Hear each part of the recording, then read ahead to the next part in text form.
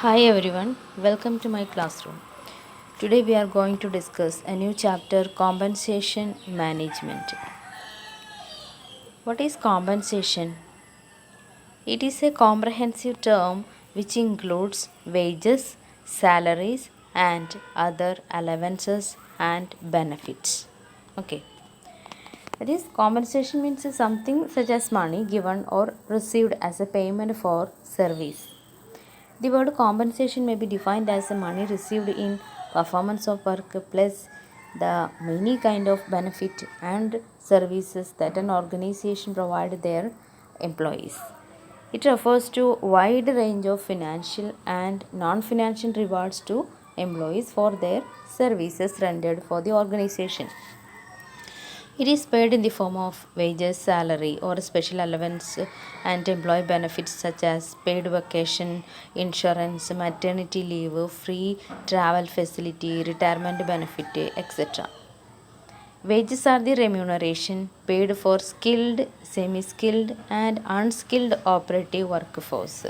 Salary is the remuneration of those employees who provide mental labor to the employer, such as supervisor, office staff, executives, etc.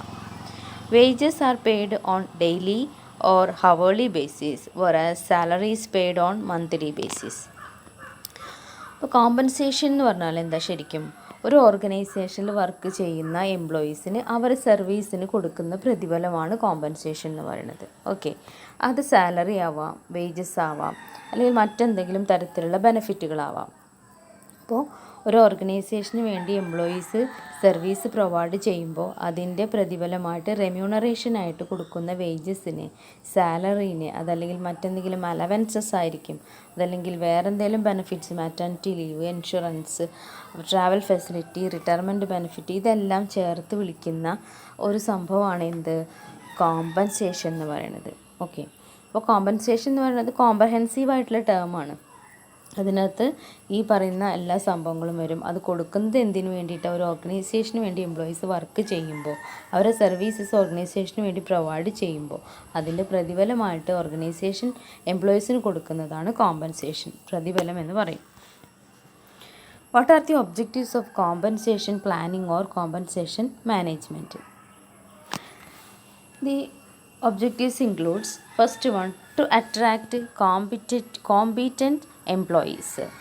Competent ആയിട്ടുള്ള എംപ്ലോയീസിനെ attract ചെയ്യുക എന്നുള്ളതാണ് ഒരു objective എന്ന് പറയുന്നത്. നല്ല scale of pay ഉള്ള ഒരു പൊസിഷനാണെങ്കിൽ, ഒരു പോസ്റ്റ് ആണെങ്കിൽ അതിലേക്ക് ഒരുപാട് ആപ്ലിക്കേഷൻസ് വരും, ഒരുപാട് ടാലൻ്റ് ആയിട്ടുള്ള എംപ്ലോയീസ് അപ്ലൈ ചെയ്യും. അതിൽ നിന്ന് നമുക്ക് നല്ലൊരു എംപ്ലോയീനെ തിരഞ്ഞെടുക്കാനായിട്ട് സാധിക്കും. അട്രാക്റ്റീവ് ആയിട്ടുള്ളൊരു പോസ്റ്റ് ആണെങ്കിൽ. അട്രാക്റ്റീവ് ആയിട്ടുള്ള പോസ്റ്റ് എന്ന് പറയുമ്പോൾ അതിൽ നല്ല രീതിയിലുള്ള റെമ്യൂണറേഷൻ ആയിരിക്കും, അല്ലെങ്കിൽ കോമ്പൻസേഷൻ ആയിരിക്കും എംപ്ലോയർ അല്ലെങ്കിൽ ഓർഗനൈസേഷൻ എംപ്ലോയിക്ക് വേണ്ടി പ്രൊവൈഡ് ചെയ്യുന്നത്. Then to retain the services of a desirable employees. അതായത് നല്ല എംപ്ലോയീസ് ഓർഗനൈസേഷനിൽ ഓൾറെഡി ഉണ്ടെങ്കിൽ അവരുടെ സർവീസസ് റിറ്റെയിൻ ചെയ്യാൻ, അവിടെ തന്നെ എക്സിസ്റ്റ് ചെയ്യിക്കാൻ സാധിക്കും. കാരണം നല്ല റെമ്യൂണറേഷൻ, കോമ്പൻസേഷൻ പ്രൊവൈഡ് ചെയ്യുമ്പോൾ ആ എംപ്ലോയി ഒരിക്കലും ആ ഓർഗനൈസേഷൻ വിട്ടു പോകാനായിട്ട് ഇൻട്രസ്റ്റ് ഉണ്ടാവില്ല. To establish just and equitable remuneration. അതുപോലെ തന്നെ നല്ല ഇക്വിറ്റബിൾ ആയിട്ടുള്ള ഒരു റെമ്യൂണറേഷൻ പ്രൊവൈഡ് ചെയ്യും. അതായത് ഇക്വിറ്റബിൾ ആയിട്ടുള്ള റെമ്യൂണറേഷൻ എന്ന് പറഞ്ഞാൽ ഒരേ ജോലിക്ക് ഒരേ തരത്തിലുള്ള ഡിഫറെൻറ്റ് ജോലികളുണ്ടായിരിക്കും, ഒരേ സ്വഭാവമായിരിക്കും അതിന് എന്ത് വേണം? ഒരേ തരം റെമ്യൂണറേഷൻ പ്രൊവൈഡ് ചെയ്യണം. അതിനകത്തൊരു വേർതിരിവ് കാണിക്കാതെ ഇക്വിറ്റബിൾ ആയിട്ടുള്ള ഒരു റെമ്യൂണറേഷൻ പ്രൊവൈഡ് ചെയ്യുക എന്നുള്ളതാണ് മറ്റൊരു കോമ്പൻസേഷൻ മാനേജ്മെൻറ്റിൻ്റെ അല്ലെങ്കിൽ കോമ്പൻസേഷൻ പ്ലാനിങ്ങിൻ്റെ മറ്റൊരു ലക്ഷ്യം. ഒരേ ജോലി ചെയ്യുന്ന എല്ലാ എംപ്ലോയീസിനും ഒരേ റെമ്യൂണറേഷൻ കൊടുക്കുക എന്നുള്ളത്. Then another objective is to improve the productivity. That is better compensation provide ചെയ്യുമ്പോൾ അവിടെ എംപ്ലോയീസിന് സാറ്റിസ്ഫാക്ഷൻ കൂടും, മോട്ടിവേഷൻ കൂടും. അതിലൂടെ എംപ്ലോയീസ് നല്ല രീതിയിൽ വർക്ക് ചെയ്യാനായിട്ട് താല്പര്യപ്പെടും, കൂടുതൽ ഹാർഡ് വർക്ക് ചെയ്യും, അത് പ്രൊഡക്ടിവിറ്റി കൂട്ടാനായിട്ട് സാധിക്കും.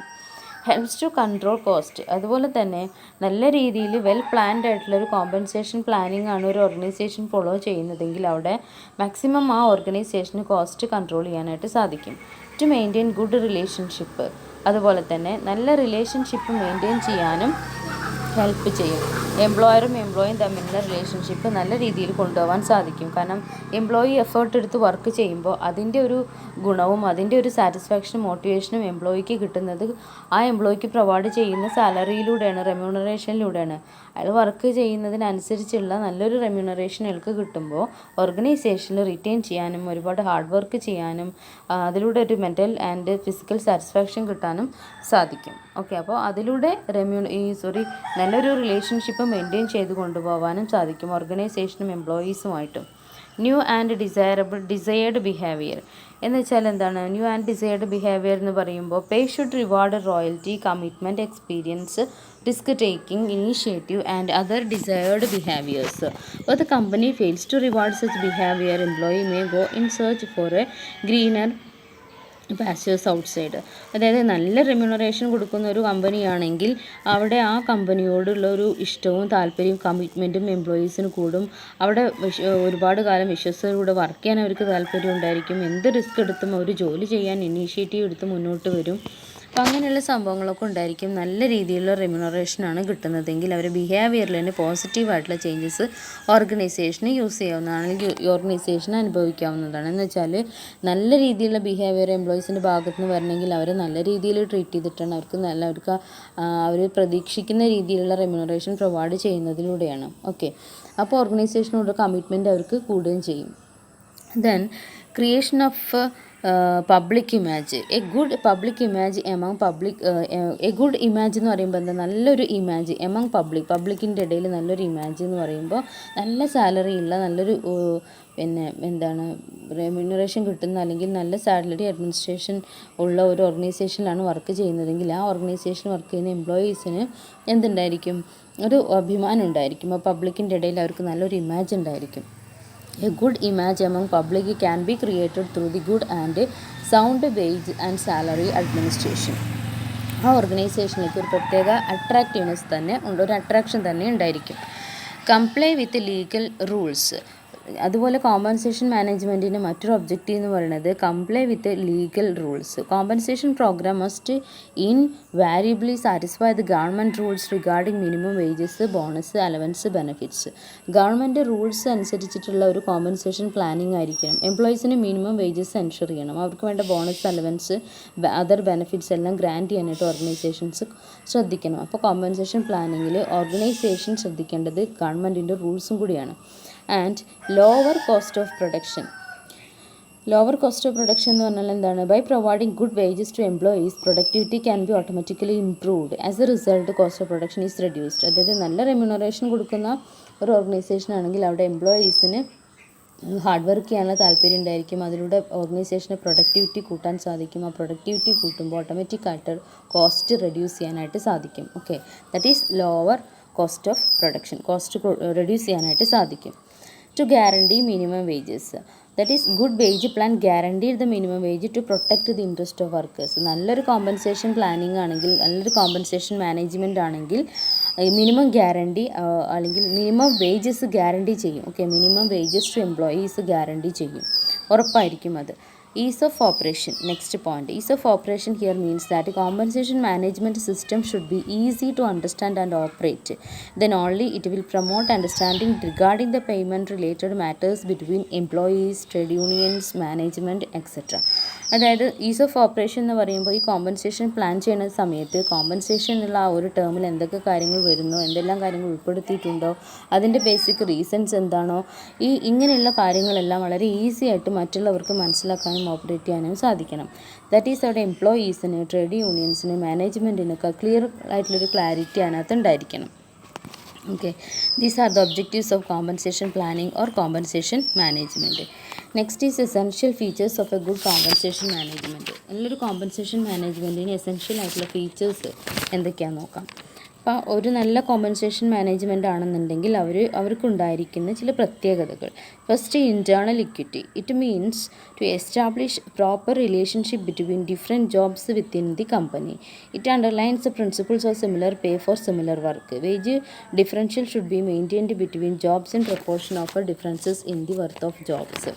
അതായത് ഒരു ഓർഗനൈസേഷനിൽ ഡിഫറെൻറ്റ് ജോബുകൾ ഉണ്ടായിരിക്കും. ആ ഡിഫറെൻറ്റ് ജോബ് എന്ന് പറയുമ്പോൾ എന്താണ്, ഓരോ ജോബിനും ഡിഫറെൻ്റ് ആയിട്ടുള്ള സ്കെയിൽ ഓഫ് പേ ആയിരിക്കും. അതായത് ഡിഫറെൻ്റ് ആയിട്ടെന്ന് പറയുമ്പോൾ അതിൻ്റെ പൊസിഷനിൽ വ്യത്യാസം ഉണ്ടായിരിക്കും. ഒരേ തരം ജോലിയാണെങ്കിൽ അതിൽ ഒരേ റെമ്യൂണറേഷൻ കൊടുക്കാനായിട്ട് കോമ്പൻസേഷൻ മാനേജ്മെൻറ്റ് അല്ലെങ്കിൽ കോമ്പൻസേഷൻ പ്ലാനിങ്ങിൽ ശ്രദ്ധിക്കണം. ഓക്കെ, അപ്പോൾ ഒരു ഇൻറ്റേർണൽ ഇക്വിറ്റി ഉണ്ടായിരിക്കണം. ഒരേ ടൈപ്പ് ജോലിക്ക് ഒരേ ടൈപ്പ് റെമ്യൂണറേഷൻ പ്രൊവൈഡ് ചെയ്യുക എന്നുള്ളതാണ്. ഓക്കെ, അപ്പോൾ ഒരു കമ്പനിയിൽ എന്തെല്ലാം ജോബ്സ് എക്സിസ്റ്റ് ചെയ്യുന്നുണ്ടോ ആ ജോബുകൾ തമ്മിലുള്ള റിലേഷൻഷിപ്പ് എന്താണ്, അവരുടെ സ്കെയിൽ ഓഫ് പേ എങ്ങനെയാണ് എന്നുള്ളത് ക്ലിയർ ആയിട്ട് ഡിറ്റർമിൻ ചെയ്യണം. അവിടെ ശ്രദ്ധിക്കേണ്ടത് ഇക്വിറ്റബിൾ ആയിട്ടുള്ള റെമ്യൂണറേഷൻ സിമിലർ വർക്കിന് സിമിലർ പേയ്മെൻറ്റ് കൊടുക്കുക എന്നുള്ളതാണ്. External equity, next point. It implies that payment given for a job should be equal to pay for similar jobs in other organization. അതുപോലെ സെയിം ഓർഗനൈസേഷന് പോലെ തന്നെ പുറത്തുള്ള ഓർഗനൈസേഷന് ശ്രദ്ധിക്കുക. അതായത് പുറത്തുള്ള ഓർഗനൈസേഷൻ ഇതേ തരം ജോലി ചെയ്യുന്ന ഇതേ ടൈപ്പ് വർക്കുള്ള ഓർഗനൈസേഷൻസ് ഉണ്ടായിരിക്കും. അപ്പോൾ അങ്ങനെയുള്ള ഓർഗനൈസേഷൻ ശ്രദ്ധിക്കേണ്ടത് ഇതേ ടൈപ്പ് ജോലി അവിടെ ഉണ്ടായിരിക്കും അല്ലേ. അപ്പോൾ ആ ഓർഗനൈസേഷനുമായിട്ട് കമ്പയർ ചെയ്യാം. സെയിം വർക്കിന് അവിടെ എന്താണോ പേയ്മെൻറ്റ് കൊടുക്കുന്നത് അത് തമ്മിൽ ഡിസ്ക്രിമിനേഷൻ അല്ലെങ്കിൽ ഒരു ഡിഫറൻസ് വരാൻ പാടില്ല. ഓക്കെ, അപ്പോൾ same jobs in other organisation also will considered. A sound wage structure should aim an equitable distribution of a remuneration by considering external and internal equity. Next point is maintain the real wages. A sound wage structure should aim to neutralize increase in cost of living. Organization should pay dearness allowance to compensate the increases in prices so that it will be able to maintain the real wages. അതായത് real wages maintain ചെയ്യണം. അതായത് cost of living കൂടുന്നതിനനുസരിച്ച് wage സ്ട്രക്ചറിൽ changes കൊണ്ടുവരാനായിട്ട് സാധിക്കും, അല്ലെങ്കിൽ balance ചെയ്ത് കൊണ്ടുപോകാൻ സാധിക്കണം. ഡിയർനെസ് അലവൻസ് ഒക്കെ പ്രൊവൈഡ് ചെയ്തുകൊണ്ട് പ്രൈസസിൽ ഇൻക്രീസ് വരുന്ന സമയത്ത് അത് കോമ്പൻസേറ്റ് ചെയ്യാനായിട്ട് എംപ്ലോയീസിന് സാധിക്കണം. Then flexibility. Wages and salary structure should be flexible due to changes in the economic and social environment. Social and economic എൻവയോൺമെൻറ്റിൽ ചേഞ്ചസിനനുസരിച്ച് വേജ് ആൻഡ് സാലറി സ്ട്രക്ചറിൽ ചേഞ്ചസ് വരുത്തണം, ഫ്ലെക്സിബിൾ ആയിരിക്കണം. Link with productivity. Wage plan must be linked with productivity. A good wage structure will motivate workers to put their best effort to increase the productivity. നല്ലൊരു wage structure വർക്കേഴ്സിനെ motivate ചെയ്യും, നല്ല രീതിയിൽ work ചെയ്യാനായിട്ട്. Automatically അവിടെ productivity കൂടുകയും ചെയ്യും. Next point, motivation. A good wage system should provide an incentive to workers to produce more. Motivation എന്നതും ഒരു ആസ്പെക്ട്സ് ആണ്. കാരണം ഒരു നല്ല വേജ് സിസ്റ്റം എന്ന് പറയുന്നത് വർക്കേഴ്സിന് എപ്പോഴും നല്ലൊരു മോട്ടിവേഷനും കൂടിയാണ്. ഇൻസെൻറ്റീവ്സ് ഒക്കെ പ്രൊവൈഡ് ചെയ്യുമ്പോൾ അവർക്ക് പ്രൊഡക്ടിവിറ്റി കൂട്ടാനും സാധിക്കും, നല്ല രീതിയിൽ വർക്ക് ചെയ്യാനുള്ള ഒരു പ്രചോദനം കൂടിയാണ് കൊടുക്കുന്നത്. Next, stability. The system of wage pay should be permanent and stable. Frequent changes in pay structure should be avoided. അതായത് ഒരു സ്റ്റെബിലിറ്റി വേണം. ചേഞ്ചിങ് എൻവയോൺമെൻറ്റിനനുസരിച്ച് ഫ്ലെക്സിബിൾ ആവണം, പക്ഷേ അത് എപ്പോഴും ചേഞ്ച് ചെയ്തുകൊണ്ടേ ഇരിക്കാൻ പാടില്ല. ഫ്രീക്വൻ്റായിട്ട് ചേഞ്ച് ചെയ്ത് കഴിഞ്ഞാൽ അത് ഓർഗനൈസേഷന് ബുദ്ധിമുട്ടായിരിക്കും. അപ്പോൾ അത് പെർമനൻ്റ് ആൻഡ് സ്റ്റേബിൾ ആയിരിക്കണം ഒരു വേജ് സിസ്റ്റം എന്ന് പറയുന്നത്. അതല്ലെങ്കിൽ നമുക്ക് പറയാം വേജ് സിസ്റ്റം, ഇപ്പോൾ പീസ് വേജ് സിസ്റ്റം ഫോളോ ചെയ്യുന്ന ഓർഗനൈസേഷൻ അതന്നെ കണ്ടിന്യൂ ചെയ്യാനായിട്ട് ശ്രദ്ധിക്കുക. ടൈം വേജ് സിസ്റ്റം ആണെങ്കിൽ അതന്നെ, അതല്ലെങ്കിൽ ഇൻസെൻറ്റീവ്സിൽ ഏതാണോ ഫോളോ ചെയ്യുന്നത് ആ ഒന്ന് തന്നെ ഫോളോ ചെയ്യണം. ഓരോ പ്രാവശ്യവും മാറ്റി മാറ്റി ഇൻസെൻറ്റീവ് സിസ്റ്റം, ബോണസ് സിസ്റ്റം ഒക്കെ അഡോപ്റ്റ് ചെയ്യുന്ന സമയത്ത് അതിൽ കാൽക്കുലേഷൻസിലും എല്ലാം കോംപ്ലിക്കേഷൻസും ഉണ്ടായിരിക്കും. അതൊരു കറക്റ്റായിട്ട് കൊണ്ടുപോകാൻ സാധിച്ചൊന്നും വരില്ല. അപ്പോൾ വേജ് സിസ്റ്റം എപ്പോഴും സ്റ്റേബിൾ ആയിരിക്കണം. ഓക്കെ, വേജ് സ്ട്രക്ചറിൽ മാറ്റം വരുത്തുന്നത് ചേഞ്ചിങ് എൻവയോൺമെൻറ്റിനനുസരിച്ച് മാറ്റം വരുത്താം, പക്ഷേ വേജ് സിസ്റ്റം എന്ന് പറയുന്നത് എപ്പോഴും പെർമനൻ്റ് ആയിരിക്കാനായിട്ട് ഒരു ഓർഗനൈസേഷൻ ശ്രദ്ധിക്കുക എന്നുള്ളതാണ്. പിന്നെ result oriented. Wage plan should establish a direct relationship between effort and reward. It should provide high wages and incentives to best and efficient workers. അതായത് ഇത് റിസൾട്ട് ഓറിയൻറ്റഡ് ആയിരിക്കണം. റിസൾട്ട് ഓറിയൻറ്റഡ് എന്ന് പറയുമ്പോൾ ഒരു വേജ് പ്ലാൻ എസ്റ്റാബ്ലിഷ് ചെയ്യുന്ന സമയത്ത് എഫേർട്ടും റിവാർഡും തമ്മിലുള്ള relationship direct റിലേഷൻഷിപ്പാണ്, അത് കാണിക്കുന്ന രീതിയിലായിരിക്കണം. അതായത് ഹൈ വേജസ് കൊടുക്കുന്നുണ്ടെങ്കിൽ അതിനുള്ള എഫിഷ്യൻറ്റ് വർക്കേഴ്സിനായിരിക്കണം ഹൈ വേജസ് കൊടുക്കുന്നത്, അല്ലെങ്കിൽ നല്ല ഇൻസെൻറ്റീവ്സ് പ്രൊവൈഡ് ചെയ്യണമെന്നുണ്ടെങ്കിൽ അവിടെ ബെസ്റ്റ് ആൻഡ് എഫിഷ്യൻറ്റ് വർക്കേഴ്സിനായിരിക്കണം. അപ്പോൾ അവരെടുക്കുന്ന എഫേർട്ടിനുള്ള റിവാർഡ് അവർക്ക് കിട്ടിയിരിക്കണം.